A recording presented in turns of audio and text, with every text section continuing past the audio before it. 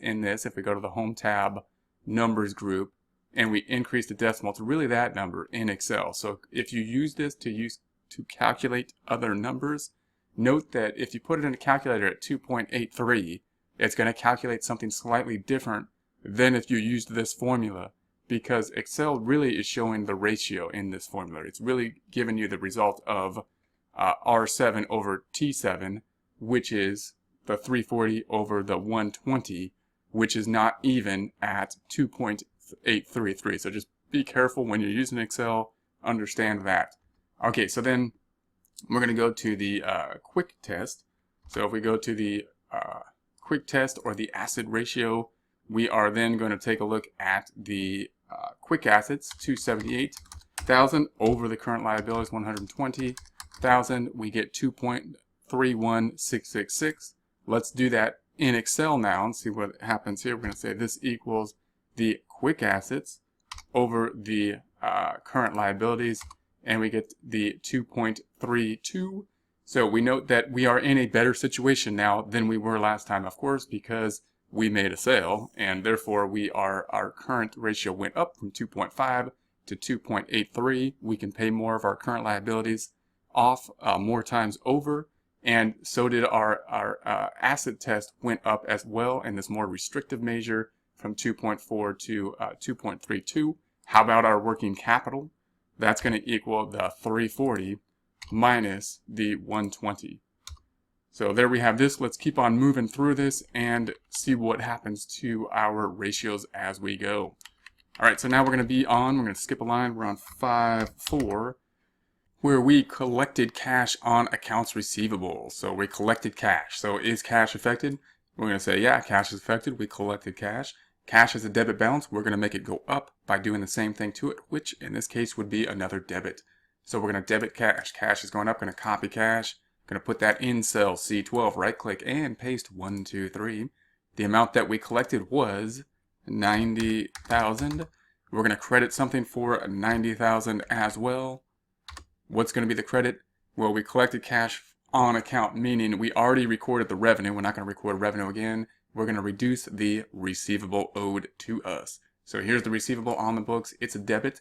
It's an asset. We need to make it go down. Therefore, we're doing the opposite thing to it, which in this case is a credit. So we're getting one asset and we're losing another asset. I'm going to copy that, paste it, 1, 2, 3. So let's take a look at the effect of this transaction. We're going to say cash is here. We're going to post that to here on the trial balance. Just give us a quick idea of what would happen. Something is in cell N6. So I'm going to double click on it, go to the end of it and say plus, and then point to the cash here. That's a debit. This is a debit. Cash is going to go up. And of course, that increases our current assets, also increases our quick assets. Cash is included in both of those, of course. Then the accounts receivable is here. Accounts receivable is here. We're going to post it to cell N7. We're going to say this equals, point to the 90,000. This is a debit. That's a credit. It's going to make this go down. And note that that affects the current assets, also affects the quick assets. So what's going to be the effect on our ratio? We can see that that's probably not going to affect our ratios at all. It's not because the numerator went up and down by the same amount. So let's record that over here. We're going to say, well, what happened to the current assets? They're the same, 340,000. What happened to the quick assets? Well, they're the same, of 278,000. Why? Because cash went up and it's a current asset and a quick asset, and accounts receivable went down by the same amount and it's a current asset and a quick assets. That means that the current liability is unchanged, 120. Current ratio, same calculation. We're just going to say this equals the current assets, the 340 numerator over the denominator of current liabilities. Once again, no change. And then the asset test ratio, or the quick ratio, equals the quick assets over the current liability. No change. And then we're going to say that the working capital equals the current assets minus the current liabilities. No change. All right, so let's take a look at the next transaction, see if there's an effect on this transaction to our ratios, that transaction being on 5.5. Purchase merchandise inventory on account. All right, so we purchased inventory. So question, is cash affected? No, we purchased it on account. Therefore, we purchased it with a credit, which is our accounts payable account. However, I find that many people often are better off knowing whether we should debit or credit the account that we receive something in. So in this case, we bought or received inventory. So here's inventory. It has a debit balance. We got more of it. Therefore, we're going to make it go up by doing the same thing to it, which in this case is another debit. So I'm going to debit inventory first. I'm going to copy that. I'm going to put that on top because debits usually go on top. Paste in at 1, 2, 3. We purchased 160,000 worth of inventory. Then we know that we're going to credit the other account. That other account not being cash because we didn't pay cash. That other account being purchased on credit, which is accounts payable. So we know we're going to credit accounts payable. Does that make sense? Well, accounts payable is a credit balance. We're going to make it go up by doing the same thing to it, which in this case would be another credit. So I'm going to copy that. Going to put it in C16, right click, paste it, 1, 2, 3. All right, let's post this out and see what the effect would be on our trial balance. We've got the merchandise. Merchandise is here. We're going to post it to the blue area. Something is in there, so I'm going to double click on it, go to the end of it, and plus, then point to this 160. That's a debit. This is a debit. Inventory will go up. And of course, what's going to happen to our assets from there? Assets went up. Current assets went up, but quick assets did not go up because inventory is not in the quick assets. So keep that in mind when we calculate our ratios. We've got the accounts payable now. Here's accounts payable. Here's accounts payable. We're going to post it to N12 equals the 160. That's a credit. This is a credit. Makes the credit go up in the credit direction to 280. That will affect the current liabilities. So let's see what happens to our ratios here. We're on 5.5. We're going to calculate our ratios. So current assets is now at 500,000 because it was affected by this transaction. The quick assets is now at 278,000. Was not affected because inventory was not included in the quick assets. The current liability to 280,000 because we bought it on account, of course. And then we're going to calculate our current ratio. So our current ratio equals our current assets divided by our current liabilities. And note that it went to 1.79. It went down even though the current assets went up and the current liabilities. So both the numerator and the denominator went up. But because of the proportions, it brought down the current ratio from 2.83 to 1.79. So remember, that means that we cannot pay off our obligations as many times over. We could have paid it off 2.83 times. That would be a better number. Now we can only pay it off by 1.79. We can pay off our current liabilities with our current assets, our more liquid assets. So here's the more restrictive test, the asset test. We're going to say this equals the quick assets divided by the current liabilities, and it's at 0.99. And notice that's more effective. Why? Because the quick assets does not include the inventory that we purchased. It's not in the quick asset calculation. All right, so what's going to happen to the working capital? Well, this equals the 500 minus the current liabilities, 280. It's at the 220. So notice it's staying the same. All right, we're going to see the next transaction is going to be on 5/6. So let's scroll down here, 5/6. And on 5/6, we borrow cash from the bank, 100,000 days of the note, 60 days, and the rate 10%. So if we go through our questions, is cash affected? We're going to say, yeah, cash is affected. We got more money. We borrowed money. So cash is a debit balance. We're going to make it go up by doing the same thing to it, which in this case would be another debit. So we're going to copy the cash. We're going to put that on top in cell C18, right click and paste 1, 2, 3 for the amount of 100,000. Then we're going to credit something, of course. We're going to credit something for 100,000, and that credit will go to, in this case, the notes payable. So notice there's two notes payable here, and this notes payable is called short term. What makes it short term? Well, it's due within a year. So it's going to be due within a year because it's only due in 60 days. Notice that you're going to have to make that distinction for most notes.